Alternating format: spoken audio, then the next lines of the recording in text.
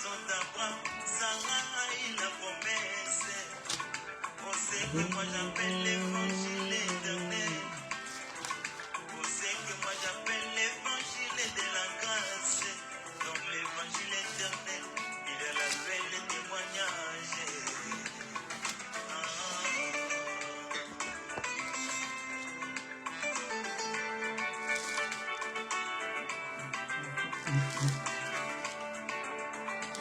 Pour entrer, oh mon Seigneur, à Jérusalem, il envoya des disciples, leur disant, allez au village, vous verrez un anneau attaché, détachez-les et appelez-les-moi. Si quelqu'un vous demande, vous direz les maîtres en a besoin. Ils allèrent et amènèrent l'anneau. Pour la délivrance de l'anneau, il ne fallait que...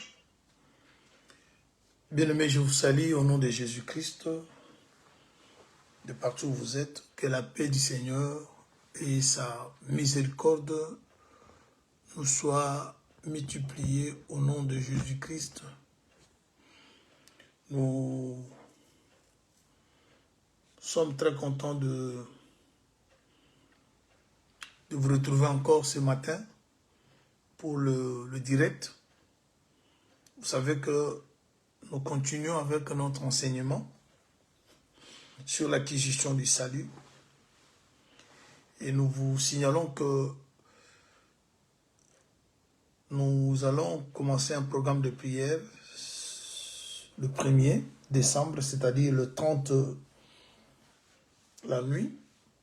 Et puis le 1er, on sera déjà dans notre première journée. Nous allons commencer à jeûner matin, midi, matin, soir, jusqu'au 30.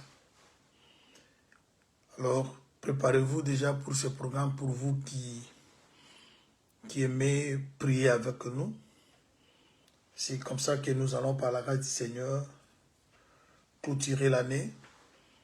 Et on sera dans un programme de prière et la prière sera également arrosée par l'enseignement. Parce que cet enseignement, nous pensons que Dieu fera qu'il continue avec nous jusqu'à la fin de l'année. Alors, nous sommes dans 1 Thessaloniciens chapitre 5, verset 9 et Ésaïe chapitre 26, le verset 20 au verset 21. C'est là où nous avons soutiré notre thème, acquisition du salut. On n'est pas destiné à la colère, mais à la possession du salut. Salut s'explique comme consolation, délivrance, rédemption, bénédiction et consort.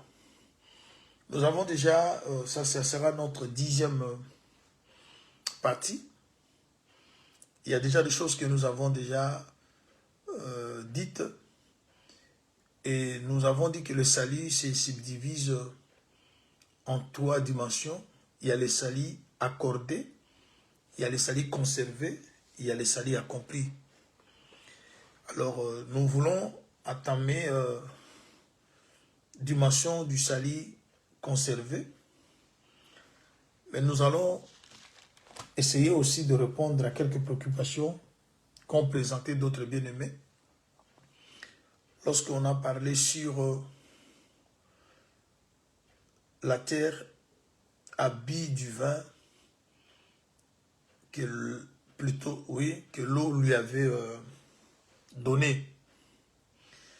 Alors, chers bien-aimés, lorsque nous parlons de la terre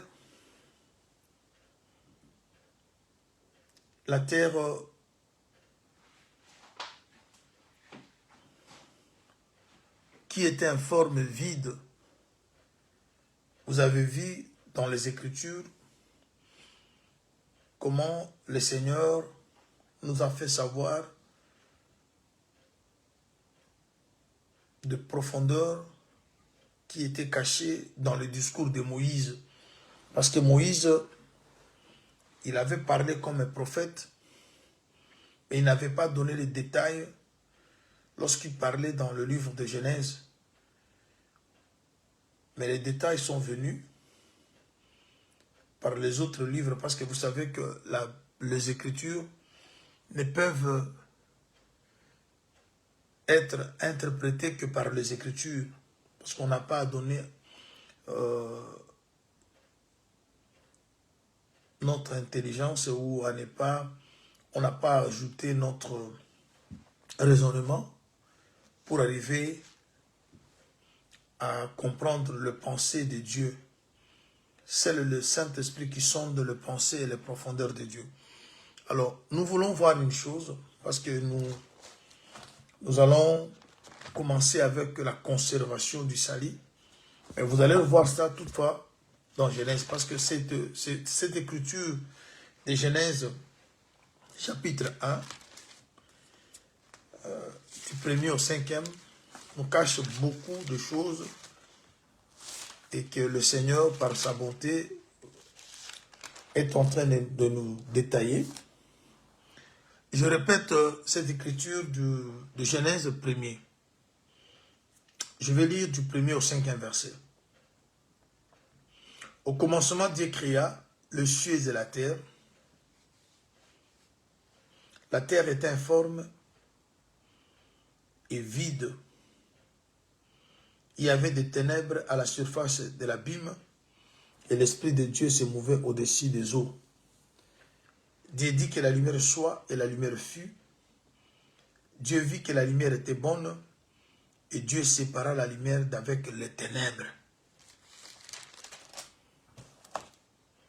Dieu appela la lumière jour, il appela les ténèbres nuit. Il y eut un soir, il y eut un matin, ce fut le premier jour. Alors, une question, une préoccupation nous a été présentée par un de nos bien-aimés. Il voulait juste savoir si l'homme et le diable étaient dans la création invisible. Parce que lorsque nous étions en train d'expliquer que Dieu a créé les choses visibles ainsi que les choses invisibles. D'abord, c'est la création invisible qui a eu lieu. Cette création invisible, c'est par rapport à la création visible. C'est-à-dire, avant que les choses que nous sommes en train de voir soient faites, il y a eu d'abord des choses que l'œil de l'homme ne peut pas voir. Et c'est ce qui parle de création invisible. Et Dieu est venu après permettre à ce que ce qui est invisible soit visible. Je prends par exemple l'écriture de Proverbes chapitre 8. Vous voyez? Lorsque vous lisez chapitre 8, le verset 22, la sagesse nous fait savoir qu'elle a existé avant la création des montagnes, de la terre et de tout ce que nous pouvons constater.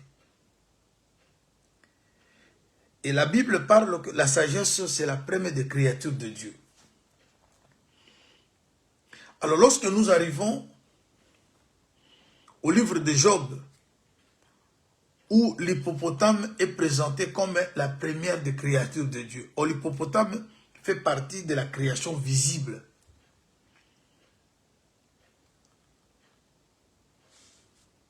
Je vais faire un petit mariage ici pour bien avancer. Je prends d'abord Proverbe.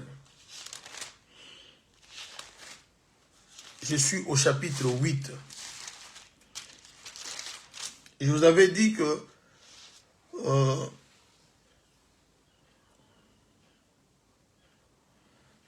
avec cet enseignement, nous allons lire beaucoup. La sagesse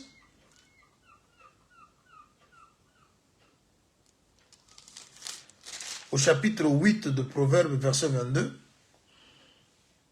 l'Éternel m'a acquise au commencement de ses voies.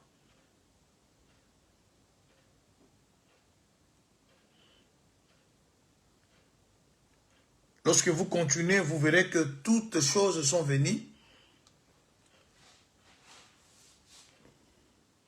après la sagesse. Alors, lorsque la sagesse existe avant que les choses soient faites, nous voyons l'éternité. Nous voyons la création invisible. Mais cette sagesse qui a existé avant toute chose, elle se présente comme la première des créatures de Dieu. Nous arrivons au livre de Job,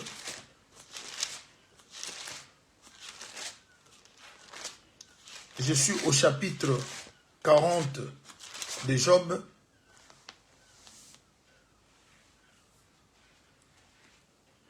Nous voyons ici au verset 10, « Voici l'hippopotame à qui je donnais la vie, comme à toi. Il mange de l'herbe comme le bœuf. Voici sa force est dans ses reins, sa vigueur est dans le muscle de son ventre. Il plie sa queue aussi ferme qu'un cèdre. Le nerf de ses cuisses sont entrelacés. Ses os sont de tubes d'airain. Ses membres sont comme de barres de fer. Il est la première des œuvres de Dieu. C'est lui qui l'a fait, l'a pourvu d'un glaive. » L'hippopotame, qui est un animal, se présente comme la première des créatures de Dieu. Mais cependant, la sagesse a été déjà présentée comme la première des créatures de Dieu. C'est-à-dire, ici je vais expliquer que la création invisible devient aussi visible. Parce que nous avons la création adamique, c'est-à-dire la création de 6 jours, pour que le 7e jour qu'on se repose, c'est ce que nous appelons la création adamique. Mais avant cette création adamique, il y a maintenant la création invisible, celle qui a précédé la création adamique. Alors nous trouvons la première des créatures de Dieu dans la création, avant la création adamique, et nous venons également trouver la première création de Dieu dans la création adamique, c'est-à-dire l'invisible s'est fait visible. Si vous voulez comprendre, vous pouvez aussi aller comprendre ça dans le livre de 1 Jean chapitre 5, le verset 20, où l'apôtre Jean dit que le Fils de Dieu est venu, il nous a donné l'intelligence de connaître le Dieu, c'est-à-dire l'intelligence de connaître le Dieu invisible. Le Dieu qu'on ne voyait pas, le Dieu qu'on ne connaissait pas, nous l'avons connu à travers un enfant, à travers un corps, c'est-à-dire le corps visible est venu nous révéler le Dieu invisible. Alors, la question du bien-aimé, c'était celle de savoir si la terre, c'est-à-dire l'homme, avant d'être création visible, est-ce que l'homme était aussi dans la création invisible? Il pose aussi la question. Les diables qu'on a vu se manifester dans la création visible, lorsqu'il a pris le corps du serpent, est-ce qu'il était aussi dans la création invisible? Ça, c'est une très bonne question. Et nous allons répondre à cette question. Et puis, nous allons rapidement commencer avec la conservation du salut. Parce que c'est l'étape très importante. Le salut qui est accordé, s'il n'est pas conservé, on ne vivra pas l'accomplissement. Le salut doit être conservé pour t'amener maintenant à l'accomplissement. Il est d'abord accordé. C'est bien de recevoir, mais il faut conserver ce salut. Et je vais vous faire voir comment, dans la création, le salut était conservé pour que nous puissions maintenant l'approfondir dans notre marche. Alors, d'abord, ce que nous devons savoir, lorsqu'on parle du diable, le diable à la base fut un ange. Un ange. Or, les anges ont été créés différemment aux hommes. Les anges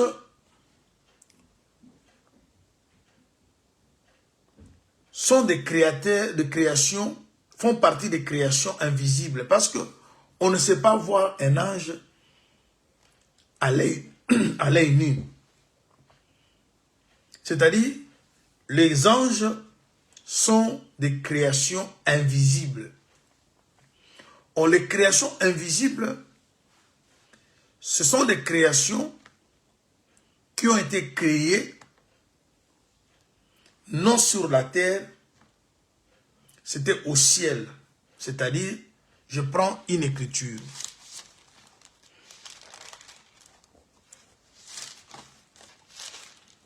Lorsque la terre était en train d'être créée, les anges existaient déjà. Je suis dans le livre de Job,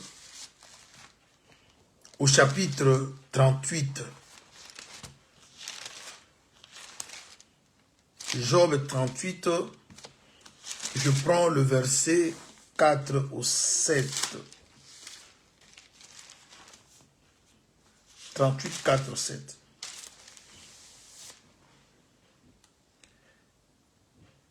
Où étais-tu?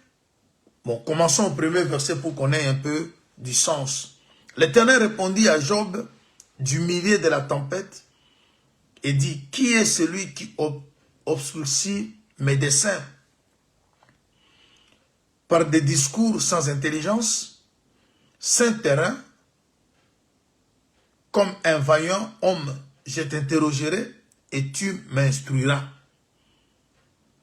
Où étais-tu quand je fondais la terre? Dis-le si tu as de l'intelligence. Qui en a fixé les dimensions? Les sais-tu? Dis-le si tu as de l'intelligence. Qui en a fixé les dimensions? Les sais-tu? Ou qui a étendu sur elle le cordeau? Sur quoi ces bases sont-elles appuyées? Ou qui en a posé la pierre angulaire? Alors les étoiles du matin éclataient de chants d'allégresse et que tous les fils du le Fils de Dieu poussaient des cris de joie. C'est-à-dire, lorsque la terre était en train d'être formée, créée, les étoiles du matin et le Fils de Dieu étaient là. On ne parle pas du Fils de Dieu. On parle de Fils de Dieu. On parle également des étoiles du matin. C'est-à-dire, avant que Dieu crée la terre, il a d'abord créé le ciel. Lorsqu'on dit Dieu créa le ciel et la terre, ce n'est pas que les deux furent créés en même moment. Dieu termine avec le ciel et ensuite il crée la terre. Mais lorsque la terre maintenant était en train d'être créée, tout ce qui était créé aux cieux voyait comment la terre était en train d'être créée. Mais je prends deux choses qui sont citées dans cette écriture, les étoiles du matin, ainsi que les fils de Dieu. Le fils de Dieu, comme les étoiles du matin ici, ce n'est pas l'homme.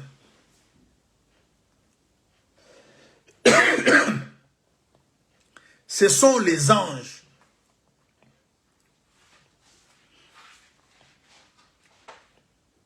Vous voyez? Alors, prophétiquement,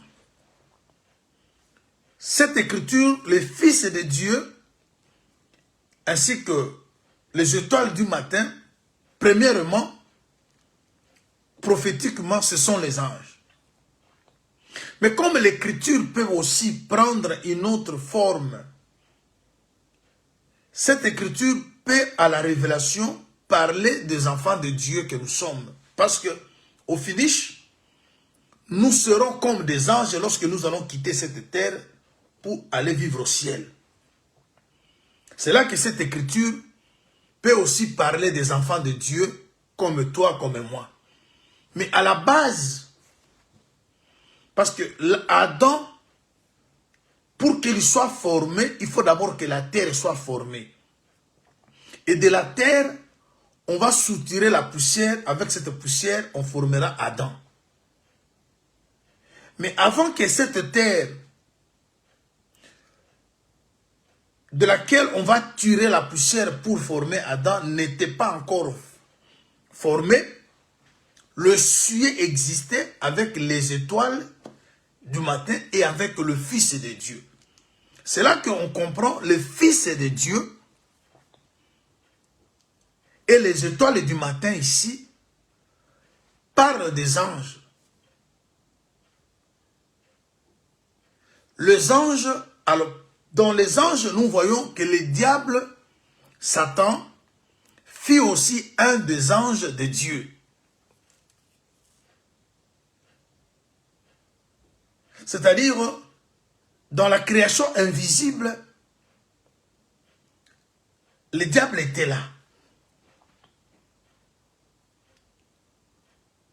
C'est ainsi que, lorsque la terre a été manifestée, le diable qui s'était déjà rébellé viendra maintenant se révéler dans le corps d'un animal dans la création visible. Parce que l'invisible prend le corps du visible pour faire un travail et pour se manifester. Mais je veux que vous voyez encore une autre, parce que les années passées, on était dans des débats du genre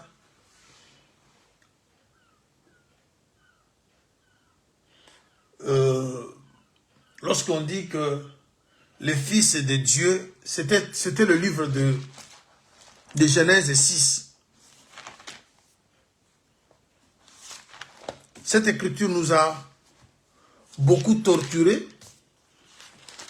On s'était tiraillé entre nous, les bien-aimés. Il y a ceux qui disaient que les fils de Dieu qui ont vu le Fils des hommes, c'était les enfants de Seth.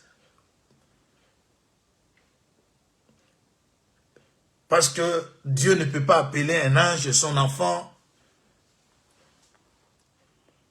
Mais lorsque nous sommes partis, nous avons compris que les anges sont aussi le Fils de Dieu. Mais pas du rang du Fils de Dieu. Parce qu'on a Fils de Dieu au pluriel et on a Fils de Dieu en singulier. Vous ne pouvez pas refuser que Ruben, Judas, Siméon, tout ce que vous connaissez comme les enfants de Jacob sont fils de Jacob. Mais le fils bien-aimé de Jacob, c'est Joseph. C'est-à-dire, Dieu, il a plusieurs fils, mais le fils bien-aimé, c'est le Seigneur Jésus-Christ. Voilà pourquoi, parfois, nous entrons dans les guerres de mots, où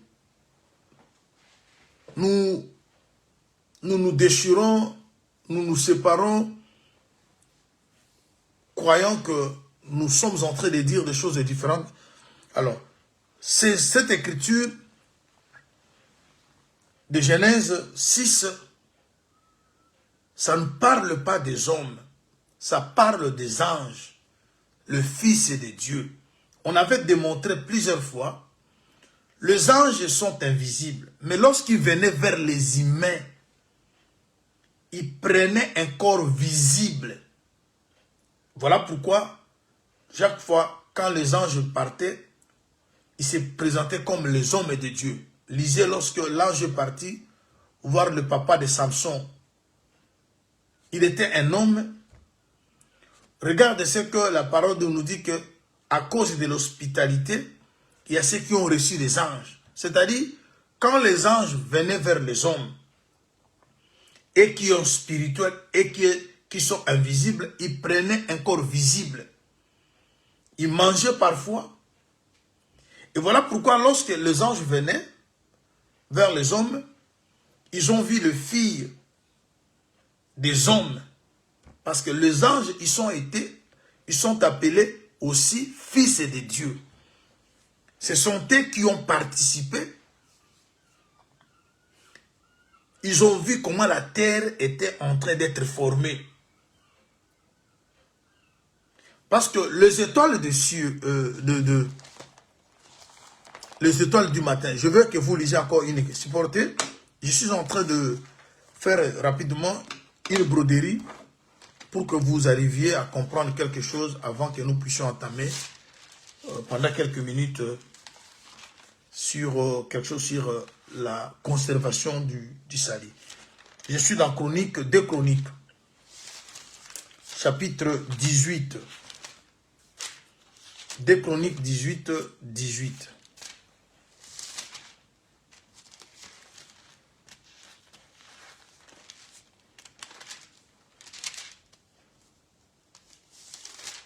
Deux Chroniques 18, 18 nous dit ceci.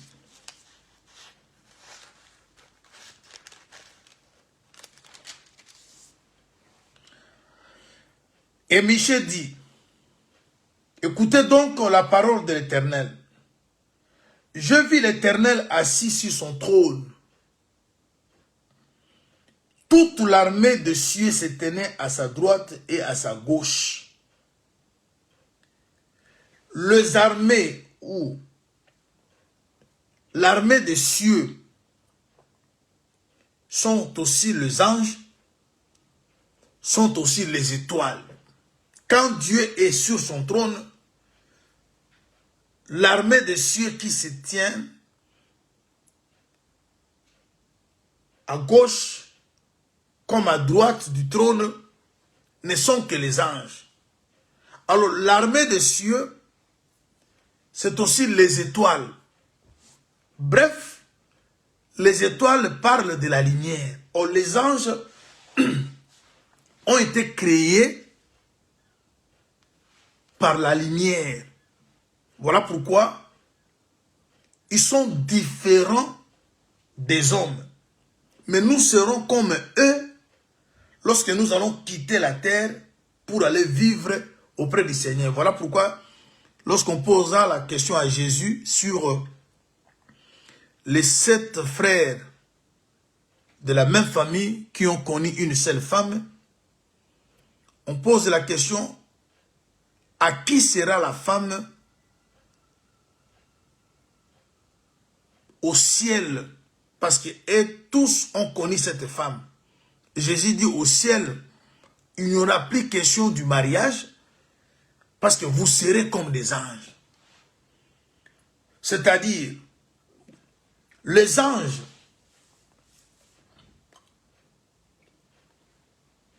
ce sont les êtres célestes. Et nous aussi, lorsque nous quittons ce monde pour aller au ciel, nous serons des êtres célestes. C'est là maintenant que nous avons trouvé place dans cette écriture que nous sommes aussi les fils de Dieu et nous sommes aussi les étoiles du matin qui ont participé à la création. Parce que on ne peut pas être éternel si on n'a pas été à l'éternité. Pour que vous viviez éternellement, il faut que vous soyez des personnes qui ont vécu à l'éternité. Alors nous, à l'éternité, nous avons vécu dans la pensée de Dieu. Parce que Dieu ne peut pas faire quelque chose si la chose n'était pas dans sa pensée. Et nous avons existé dans la pensée de Dieu, comme le dit Ésaïe. Je suis dans Ésaïe. Regardez ce qu'Ésaïe nous dit.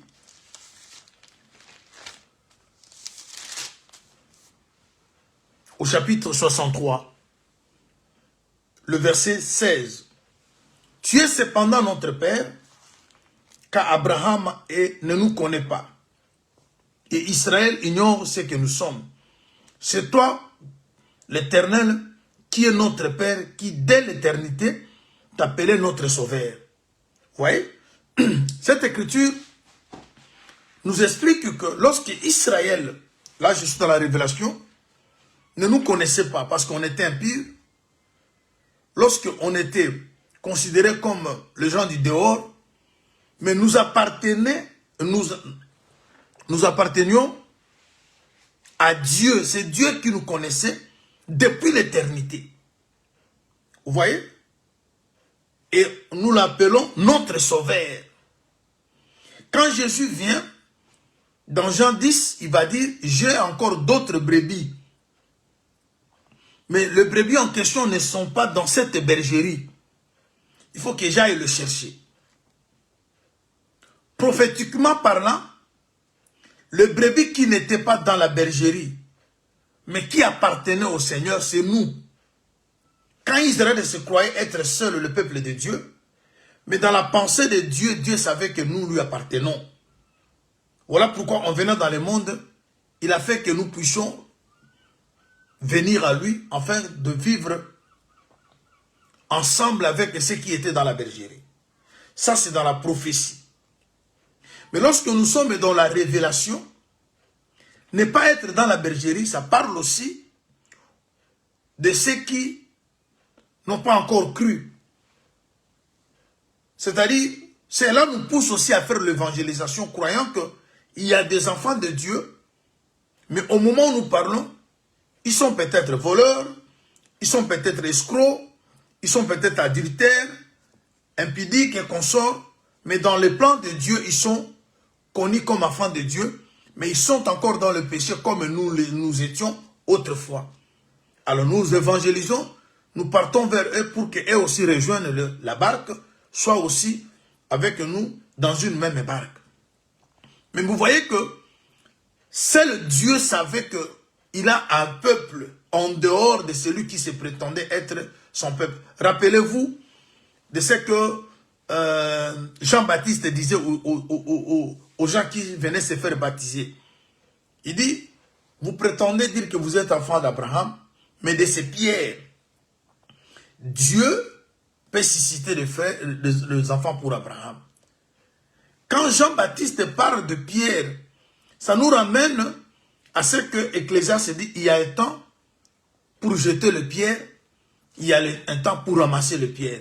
C'est-à-dire le pierre qu'on avait jeté autrefois devait revenir.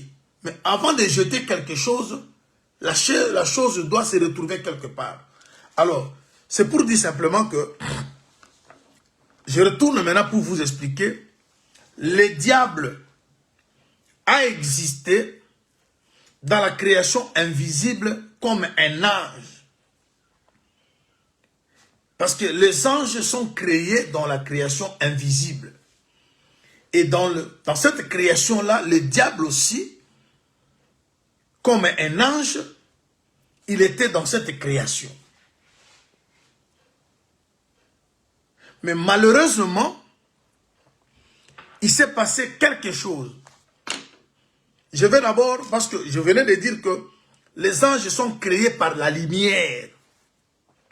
Et lorsque nous parlons de la lumière, nous voyons les étoiles. Voilà pourquoi le diable, il est aussi présenté comme un astre. Il est aussi présenté comme une étoile. Mais malheureusement, avant que je puisse avancer, je vais prendre une écriture dans le livre de Jacques. Vous allez voir le verset 16-17. Jacques chapitre 1er, le verset 16 au verset 17. Je vais lire rapidement. Voilà, Jacques est là. J'ai trouvé Jacques 1, 17. 16 et 17. Ne vous y trompez pas, mes frères bien-aimés. Toute grâce excellente et tout don parfait descendent d'en haut, du Père des Lumières, chez lequel il n'y a ni changement ni ombre de variation. Qu'est-ce qu'on remarque ici? Il y a un Père des Lumières. On parle ici pas de la lumière, mais on parle des lumières. Et lorsque nous parlons des lumières, nous parlons de tout ce qui est lumineux. On parle du soleil, on parle de la lune, on parle des étoiles. C'est ce qui constitue l'armée de cieux. Ce qu'on a vu à côté de Dieu, à gauche et à droite, que nous appelons aussi fils de Dieu. Parce que Jésus, lorsqu'il vient, étant fils de Dieu, il est aussi l'étoile du matin. Jésus, c'est un ange. Jésus, c'est un prophète. Parce qu'il faisait partie des fils de Dieu, mais le meilleur des fils de Dieu. Comme c'était le cas de Jacob avec ses enfants. Il a eu Ruben, Siméon, Judas, Nephtali, tout ce que vous connaissez là, les 12. Mais le meilleur, le fils bien-aimé, c'était Joseph. Ce qui veut dire que parmi les étoiles qui constituent la famille céleste, il y a un qui est la meilleure, c'est le Seigneur Jésus-Christ.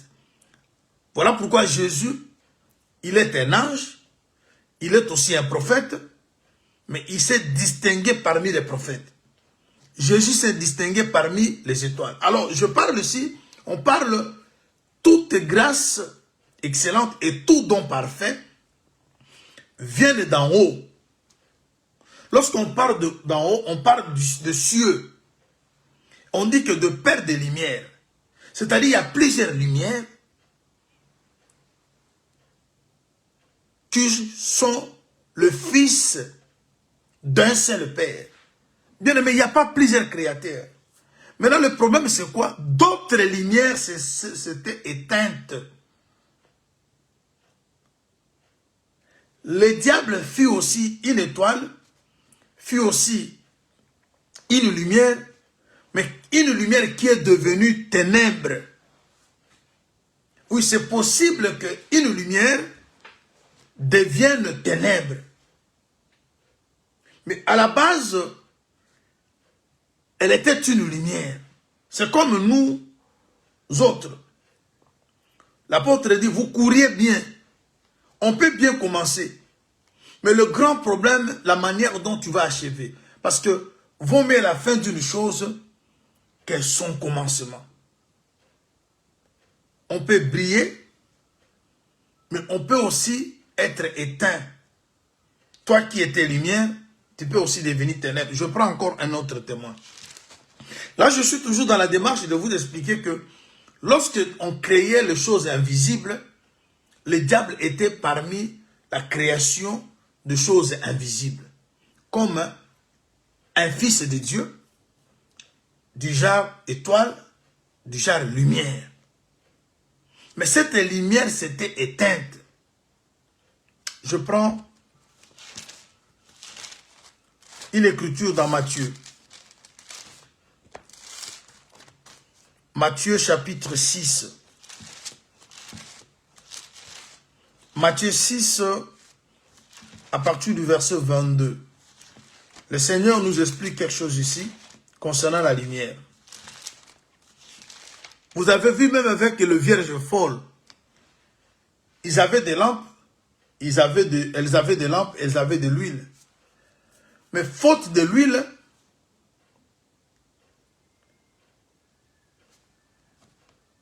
leurs lampes s'étaient éteintes. Comme la Bible dit, faute de bois, le feu s'éteint. Oui, vous avez besoin du feu. Mais pour que le feu soit en permanence, il faut ajouter du bois. Comprenez? Si le feu peut être la parole de Dieu, ce qui peut aussi faire la force de la parole sont les bois. Le bois parle aussi de la prière. Lorsque le bois font défaut, et le feu va s'éteindre. Et c'est ainsi que vous voyez aujourd'hui la puissance de Dieu n'est pas en exercice, est étouffée, faute de la concentration, faute de vie de prière. Laisse-moi d'abord lire Matthieu, chapitre 6, verset 22. L'œil est la lampe du corps.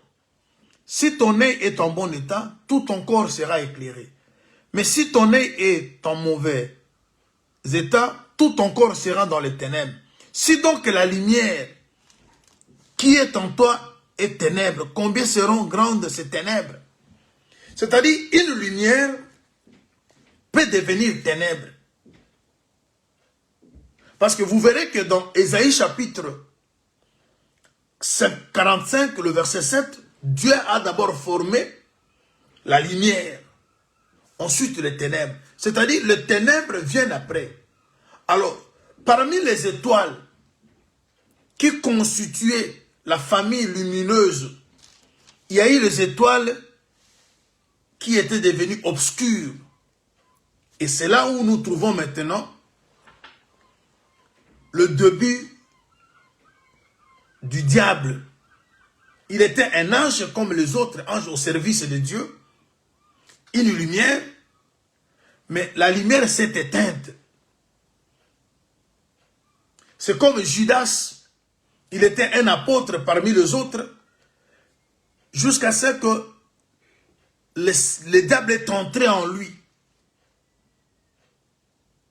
Parce qu'il y a la prédestination. Dieu savait que ça allait se passer comme ça. Mais le diable a commencé d'abord à servir, comme Ézéchiel l'explique.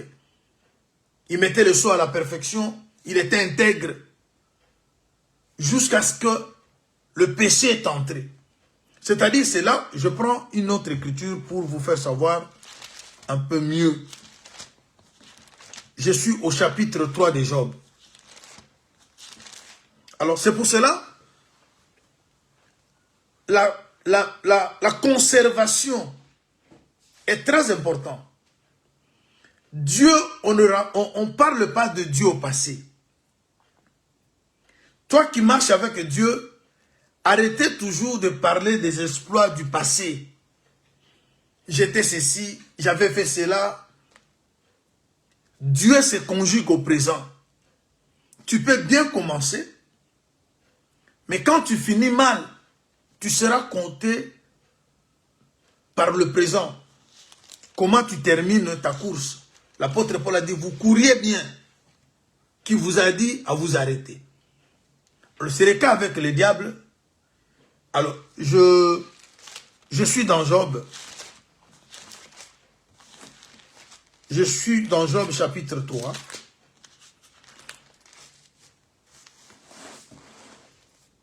chapitre 3e.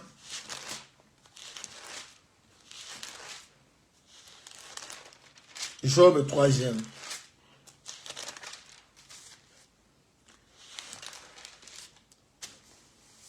Je commence au premier verset. Après cela, Job ouvrit la bouche et maudit le jour de sa naissance. Il prit la parole et dit, périsse le jour où je suis né. La nuit qui dit, un enfant mâle est conçu. La nuit qui dit, un enfant mâle est conçu. Ce jour qui s'échange en ténèbres. Un jour peut s'échanger en ténèbres. Une lumière peut devenir ténèbres. J'avance. Que Dieu n'en ait point souci dans le ciel. Tu étais jour, mais tu peux devenir ténèbres lorsqu'on te maudit. Que la lumière ne rayonne plus sur lui. Que l'obscurité et l'ombre de la mort s'en emparent. Que le nuée établisse leur demeure au-dessus de lui. Et que le noir phénomène le pouvante. Cette nuit, que les ténèbres en fassent leur proie. Qu'elles disparaissent de l'année. Qu'elles ne soient plus comptées parmi le mois. Que cette nuit devienne stérile. Que la régresse en soit bannie. Qu'elle soit maudite parmi ceux qui maudissent le jour. Par ceux qui savent exciter le Léviathan. Écoutez le verset 9. Que les étoiles de son crépuscule s'obscurcissent. Qu'elle attende envers la lumière et que ne soit point, que ne voie point le paupière de l'aurore. Que les étoiles. Oh, vous savez que lorsqu'on parle de l'étoile, on parle d'un corps lumineux. Mais ici, on maudit l'étoile qui devait donner la lumière de devenir ténèbres. C'est là ce qui s'est passé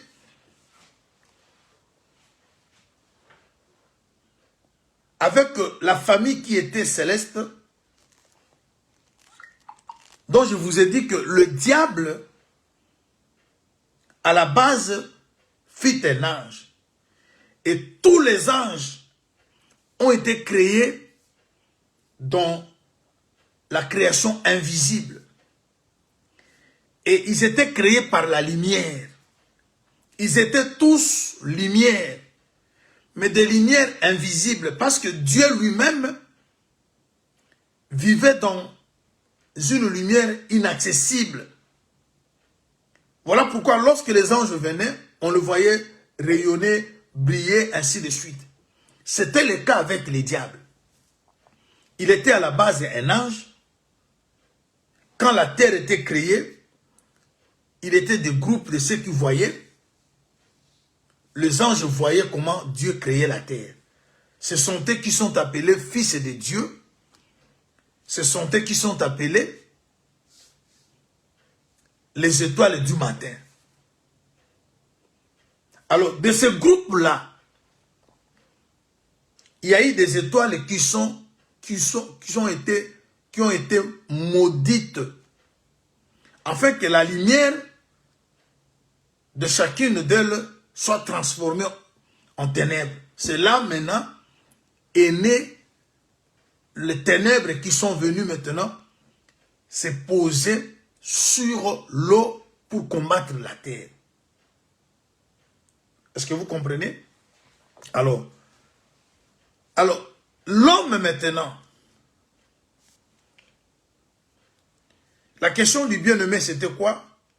Est-ce que dans la création invisible, le diable était? Je viens de répondre, dans la création invisible, le diable était. Mais il était là comme un ange. Parce que quand Dieu a créé les anges, le diable était du groupe des anges que Dieu avait créé, ils étaient de lumière. Maintenant, cette lumière s'est transformée en ténèbres. Comment la lumière s'est transformée en ténèbres? Parce que Dieu a déposé une malédiction sur cette lumière. Parce qu'il voulait qu'il y ait maintenant la diversité. Alors, pour qu'il y ait la diversité, Dieu lui-même devait créer l'adversaire. C'est lui-même qui a déposé en Pharaon l'incrédulité. Il a envoyé Moïse, le même Dieu passait de l'autre côté pour endurcir le cœur de Pharaon. C'est-à-dire c'est Dieu qui crée tout ça. Alors lorsqu'il avait créé la lumière, il devait lui-même créer les ténèbres. Maintenant, pour créer les ténèbres, il devait maudire quelques étoiles, afin que leur lumière se transforme en ténèbres. Et parmi les lumières maudites, nous trouvons le diable, ainsi que tous les autres anges qui se sont liés à lui. C'est Dieu qui a voulu qu'il soit comme ça. Parce que Proverbe nous dit, Dieu fait chaque chose avec un but, même le méchant pour le jour de malheur. Alors maintenant, l'homme, où était l'homme? L'homme était aussi dans la création invisible. C'est ainsi qu'il a été reproduit dans la création visible par Adam. Parce que vous ne pouvez pas vivre éternellement si vous n'avez pas été à l'éternité. Je prends une écriture. Je suis dans 2 Corinthiens chapitre 4.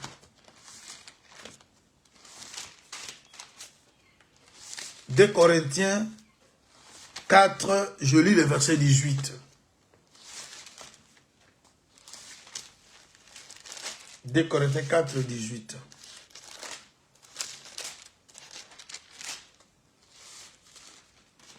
Voilà.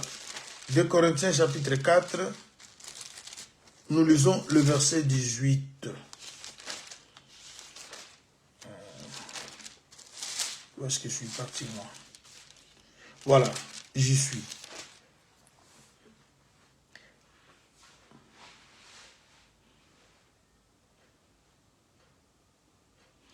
Je lis le verset 18. Un poids éternel de gloire, parce que nous regardons non point aux choses visibles, mais à celles qui sont invisibles.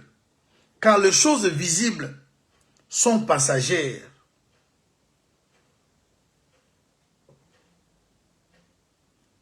Mais celles qui sont invisibles,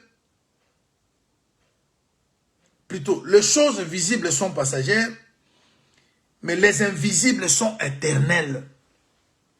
C'est-à-dire, pour que vous soyez éternellement, vous viviez éternellement, il faut que vous soyez de la création invisible.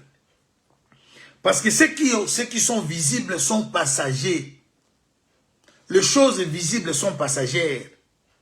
Mais les choses invisibles sont éternelles. Alors, nous disons que nous avons l'évangile éternel. Un évangile éternel ne peut pas être un évangile qui se prêche que maintenant. Parce que si l'évangile éternel peut être un évangile qui commence en 1980, ce n'est pas l'évangile éternel. L'évangile éternel, pour qu'il soit éternel, ça doit être l'évangile qui a été prêché avant nous.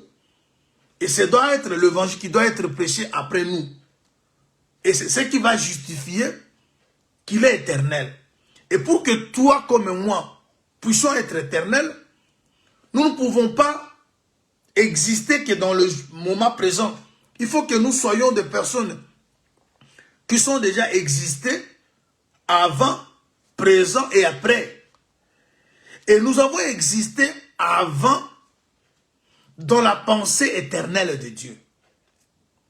Dieu savait qu'il a un peuple et c'est là que nous y étions formés. Voilà pourquoi nous répondons à la question du bien-aimé que et le diable.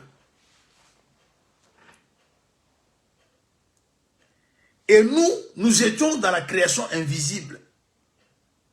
Mais ce qui restait, c'était que ce qui était invisible devienne visible. Le plan, la mission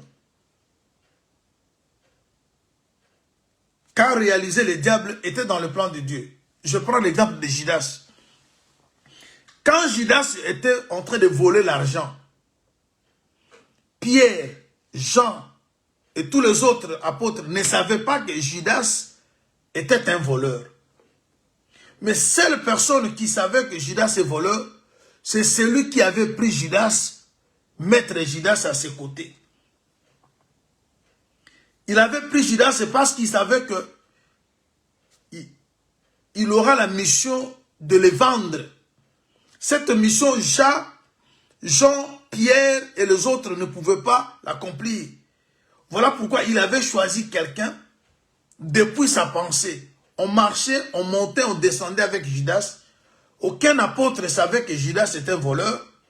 Mais celui qui l'avait placé là savait pourquoi il l'avait placé. Il savait ce qu'il était un voleur. Cela fut révélé après. Alors, le diable, le même pain qu'on a donné à Pierre, à Jean, c'est le même pain qu'on donne à Judas. Mais quand ce pain est donné à Judas, on dit que Satan est entré. C'est-à-dire, Satan n'est que la volonté de Dieu, parce que le pain, c'est la parole. Dire que Judas mange le pain et Satan est entré, c'est-à-dire, Satan, son existence fait partie de la volonté de Dieu. Parce que Dieu voulait qu'il y ait l'adversité. Il a créé un adversaire. Vous comprenez? Satan, c'est la volonté de Dieu. Et il y a une mission que le Saint-Esprit n'est pas appelé à accomplir. Celle d'haïr, celle de tuer, ça le Saint-Esprit ne le fera pas. Il est doux, il est amour. Maintenant, pour qu'il y ait maintenant l'adversité, Dieu va créer maintenant le ténèbre.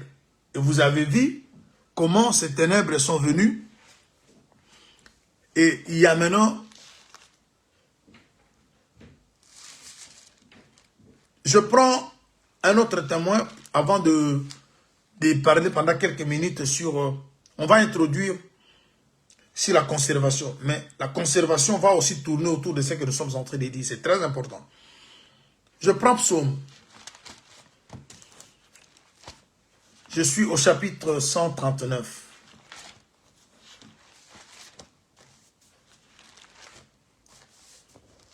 Psaume 139. Je prends le verset 12. Psaume 139, le verset 12.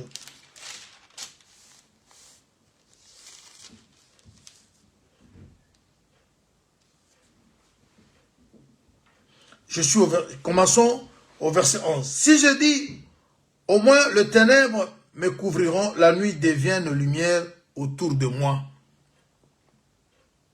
Même les ténèbres ne sont pas obscures pour toi. La nuit brille comme le jour et les ténèbres comme la lumière. C'est toi qui as formé mes reins et qui m'as tissé dans le sein de ma mère. Je vais vous dire une chose. La parole de Dieu nous dit ceci dans le livre de... Je pense au chapitre 10. Laisse-moi prendre cette écriture avant d'avancer, d'expliquer le verset que je viens de lire. Ecclésiaste, dans son chapitre 10,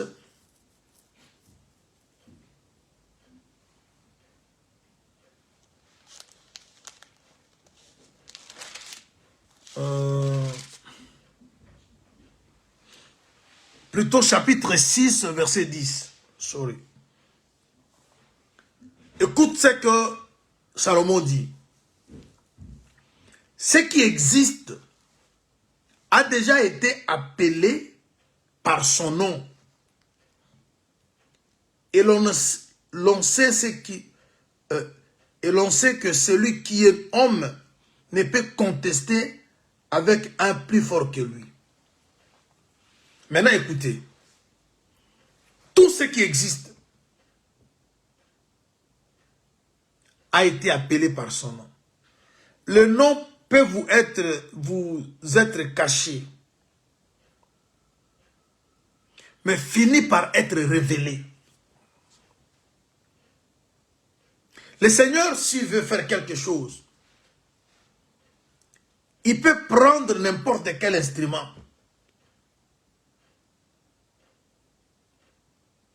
Il embellit de sa puissance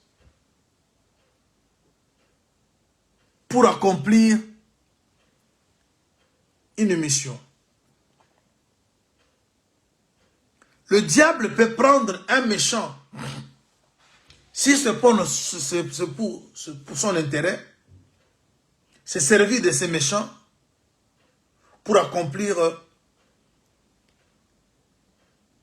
une œuvre, une mission au profit des saints. Les gens qui parlent mal de nous,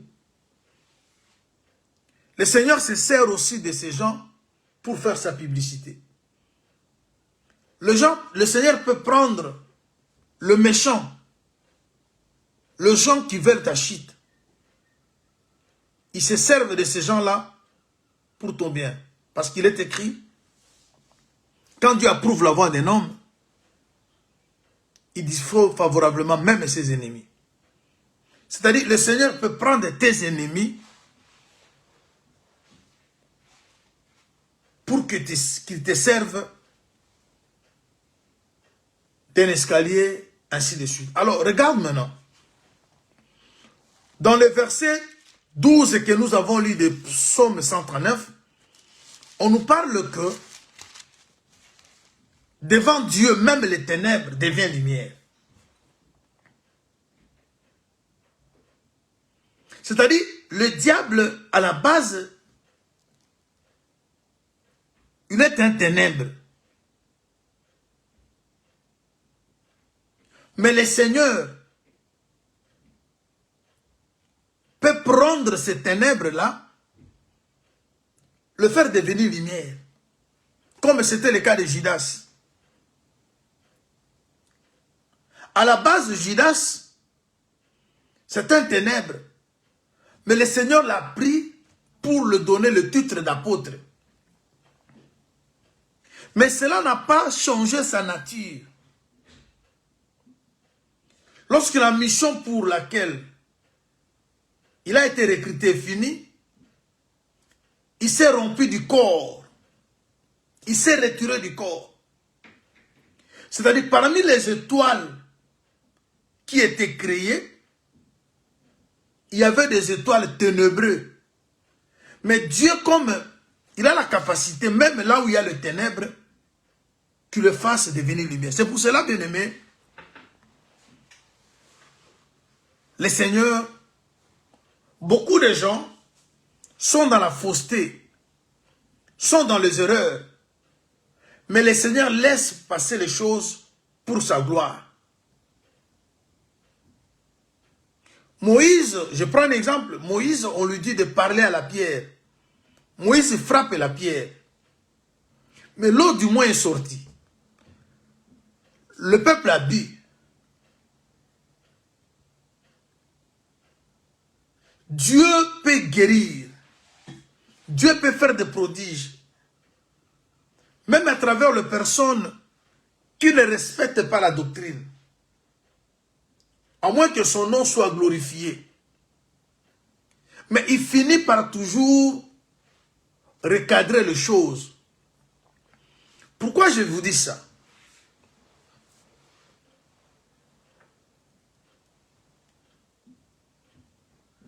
Lorsque Dieu, décidant que la lumière soit et la lumière fut,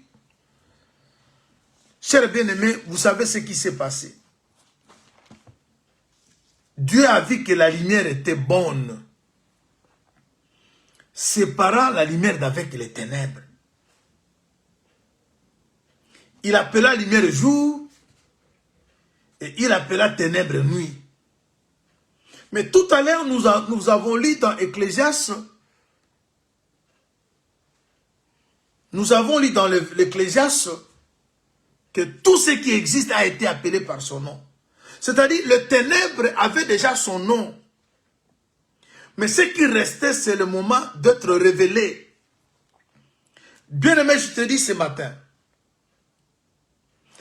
toute situation obscure, toute personne qui t'approche avec des pensées très malices, finira par être démontrée et finira par être appelé par son nom, son identité, parce que le nom c'est l'identité. Le ténèbre, parce que le diable s'est fait passer pour un ange de lumière. Vous avez vu ce que l'apôtre Paul dit dans 2 Corinthiens chapitre 11. Chapitre 11 dans le verset 14. Permettez que je lise ce verset parce qu'on commence déjà à chuter. On va parler, si Dieu fait grâce, demain ou le dimanche. Parce que c'est là que nous allons commencer maintenant à approfondir sur la conservation du sali. Tout le monde ne saura pas conserver le sali. Mais vous allez voir ça avant qu'on se sépare, comment Dieu a conservé le sali à la création. Parce que le sali, vous savez, c'est la lumière, non? Alors la lumière doit avoir sa famille. Voilà. Je suis dans 2 Corinthiens, au chapitre 11, le verset 14. L'apôtre Paul dit ceci. Oh, j'aime la parole de Dieu. L'apôtre Paul nous dit ceci. Je vais lire. Cela n'est pas étonnant, puisque Satan lui-même se déguise en ange de lumière. Et ses serviteurs, il n'est pas étrange que ses serviteurs aussi se déguisent en ministres de justice, leur fait sera selon leurs œuvres. C'est-à-dire, il y a le déguisement. Vous êtes ténèbres, mais vous portez l'apparence de la lumière. Alors, la nature, il y a eu des étoiles obscures, mais que Dieu les a fait passer pour la lumière, parce que devant Dieu, même les ténèbres deviennent lumière. Si Dieu veut faire quelque chose avec toi, il peut te donner une tenue. Alors maintenant, le nom des ténèbres qu'on a donné, le nom de la nuit qu'on a donné aux ténèbres n'est pas venu en hasard. Selon l'écriture que nous venons de lire, tout ce qui existe a été appelé par son nom. Et celui qui connaît le nom, parce que le nom c'est la nature, celui qui connaît la nature de toutes choses, quand Dieu créait, il disait que chaque chose se produit, puisse se reproduire d'après son espèce. C'est Dieu qui a donné des natures à la création. Alors maintenant, le ténèbre qui était créé par Dieu avait leur nom. Mais les noms étaient venus être révélés après. Lorsque la famille des Lumières s'est constituée, il devait aussi avoir une famille des ténèbres. C'est là que la conservation du sali commence. Parce que le sali, d'après Luc 2, 30, 31, le salut c'est la lumière qui vient éclairer les nations.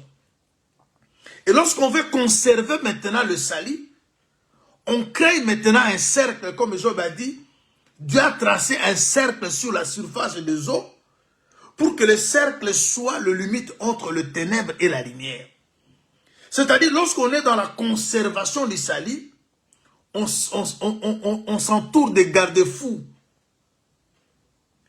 On ne se permet pas à tout faire.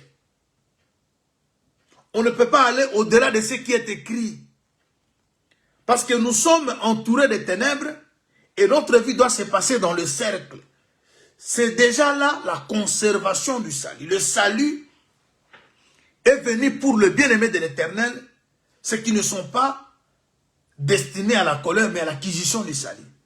Mais lorsque ce salut est dévoilé, on doit maintenant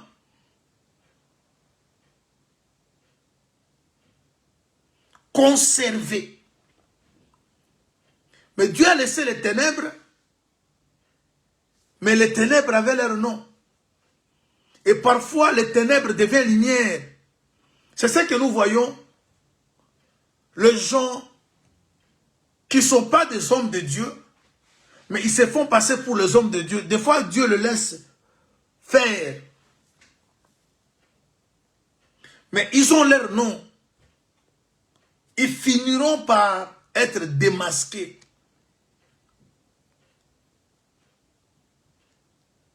Alors, chers bien-aimés, je voulais vous faire voir encore une autre chose avant qu'on se sépare. Je suis dans 2 Corinthiens, au chapitre 6. Écoute ce que l'apôtre dit. Il avait vraiment voulu répondre à la préoccupation du bien-aimé Patricio concernant la création du diable et de l'homme dans la création invisible.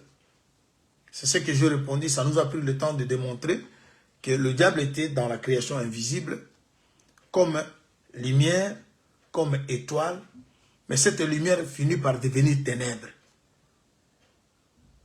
C'est là qui a conduit à tout ça. L'homme aussi était dans la création invisible. Parce que ce qui est invisible est éternel. Vous ne pouvez pas être éternel si vous n'êtes pas, vous n'avez pas été dans la création invisible. Alors, dans la création invisible, c'est là où tout a été donné, comme nous avons vu dans Éphésiens, où on nous dit que nous avons été bénis dans toutes sortes de bénédictions dans le lieu céleste. Mais je vais terminer par cette écriture. 2 Corinthiens chapitre 6, je lis le verset 17.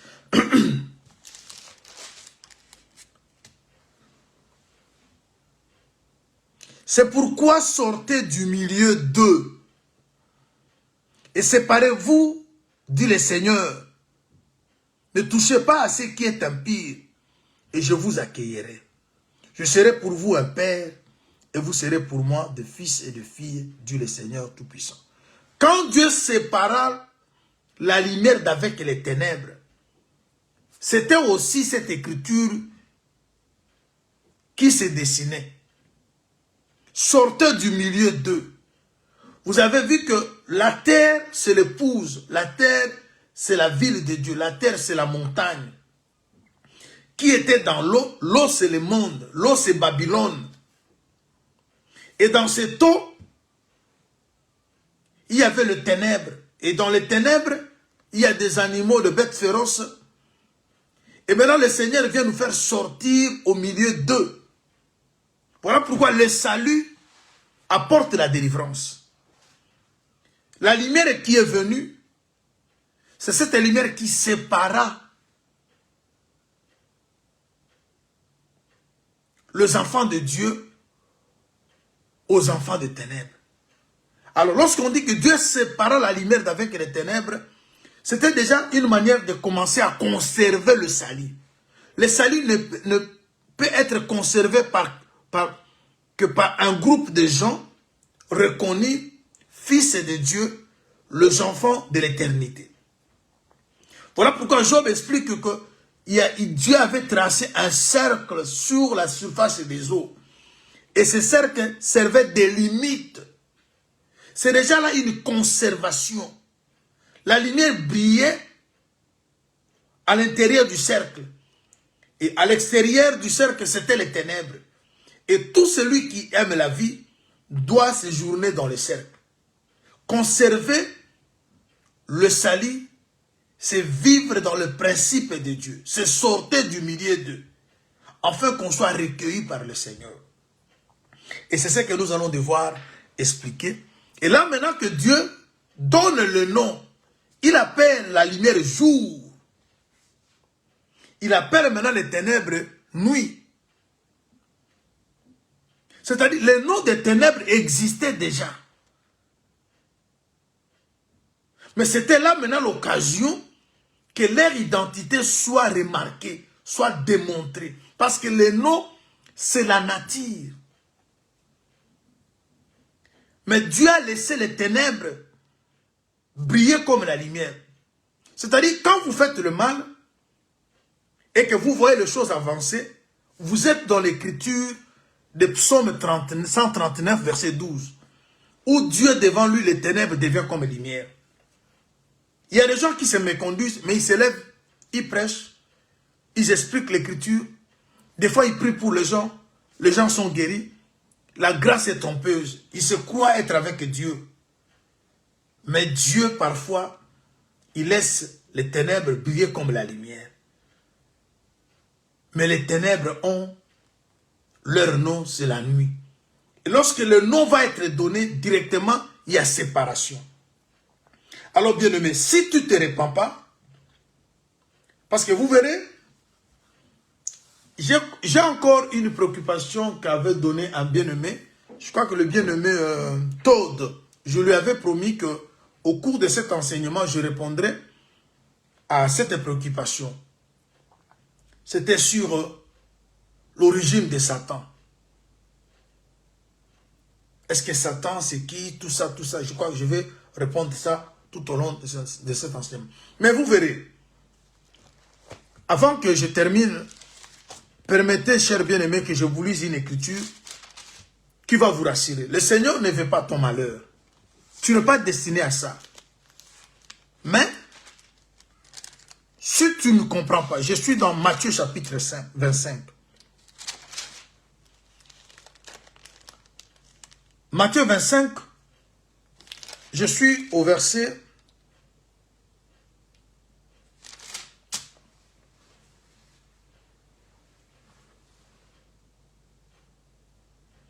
40-41. Et le roi leur dira, et le roi leur répondra, je vous le dis en vérité, toutes les fois que vous avez fait ces choses à l'un de ces plus petits de mes frères, c'est à moi que vous les avez faites. Écoutez le verset 41. Ensuite, il dira à ceux qui seront à sa gauche, retirez-vous de moi, maudits, allez dans le feu éternel, qui a été préparé pour le diable et pour ses anges. Vous verrez que le feu éternel en soi n'est pas préparé pour toi. Toi, tu n'es pas destiné à ça. Mais ton incrédulité, là maintenant je suis dans le volet évangélique, où tout le monde doit savoir que Dieu ne veut pas son échec.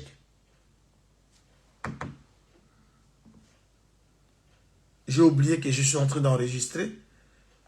Je crois que les bien-aimés qui vont suivre les audios, ils vont remarquer qu'il y aura d'autres parties qui ne seront pas entrées parce que l'audio que je fais, je ne dépasse pas 30 minutes, mais c'était déjà arrêté, je ne m'étais pas rendu compte. Ok. Vous voyez, peut-être on va reprendre ça prochainement. Vous voyez, on dit que le fait éternel, parce que le fait, pour qu'il soit éternel,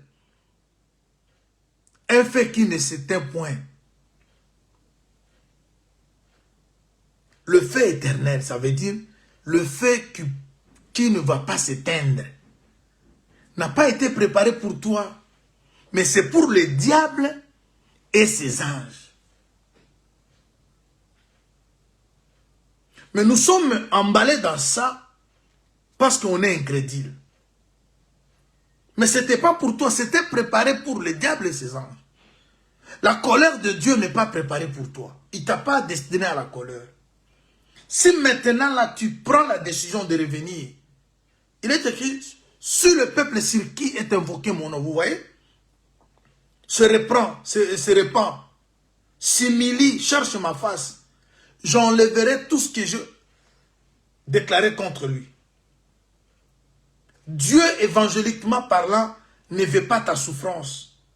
ne veut pas ta pauvreté. Ce n'est pas pour toi. Parce que la grâce et le bonheur doivent t'accompagner. La bénédiction de l'Éternel enrichit.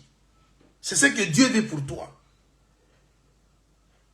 Lamentation dit, pourquoi l'homme se plaindra-t-il?